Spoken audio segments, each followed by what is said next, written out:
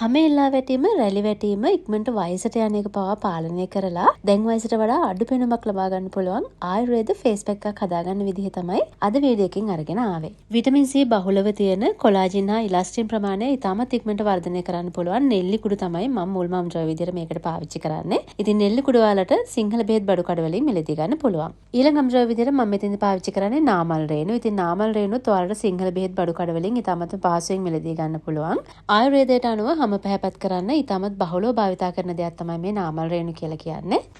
ඊළඟ අම්ද්‍රව්‍ය විදිහට මම මෙතෙන්ද පාවිච්චි කරන්නේ ෆ්‍රෙෂ් මිල්ක්. ඒ කියන්නේ අමු කිරි. ඔයාලට මෙතෙන්දී අමු කිරි පාවිච්චි කරන්නත් පුළුවන්. නැත්නම් ඒ වෙනුවට ඔයාලට යෝගට් පාවිච්චි කරන්න පුළුවන්. මොකද යෝගට් වල සහ අමු කිරි වල ලැක්ටික් ඇසිඩ් අඩංගු වෙන හන්දා ඔයාලගේ හැම ඉතාමත් ඉක්මනටම පැහැපත් කිරීමේ හැකියාව තියෙනවා. ඉතින් ඊළඟට මම මේකට පාවිච්චි කරනවා ඇලෝවෙරා ජෙල්. ඉතින් ඔයාලට පුළුවන් මේක යෝගට් වලින් මික්ස් කරගන්න නැත්නම් ඇලෝවෙරා ජෙල් වලින් මික්ස් කරගන්න නැත්නම් ඔයාලට කිරි වලින් විතරක්ම මික්ස් කරගන්න උනත් පුළුවන්. ඉතින් මේ කොයිම ආකාරයකට හරි හොඳ තික් පේස්ට් එකක් හැදෙන විදිහට මේ පැක් එක මිශ්‍ර කරගෙන මූණට හොඳට තට්ටුවක් වගේ මේ ආකාරයෙන් හිටින විදිහට මූණට හොඳට ඇප්ලයි කරගන්න.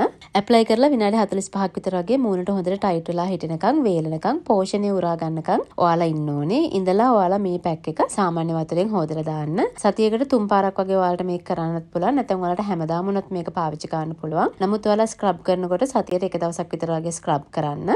මොකද හැමදාම මේකෙන් ස්ක්‍රබ් කරන්න එපා. මොකද ගොඩාක් කැපෙනසුළු ස්වභාවයක් තියෙන හන්දා. ඉතින් මේ විදිහට ඔයාලා එක දිගට කරගෙන යනකොට ඔයාලට තේරෙයි ඔයාලට ලස්සන තරුණ පෙනුමක් එක්ක හොඳ ස්කින් එකක් හම්බ වෙනවා. ඉතින් මේක කරලා බලන්න. ඔයාලගේ ප්‍රතිඵල කොහොමද කියලා මාත් එක්ක බෙදා ගන්න අමතක කරන්නත් එපා. එහෙනම් ඉතින් අදට ගිහිල්ලා එන්නම්. බයි.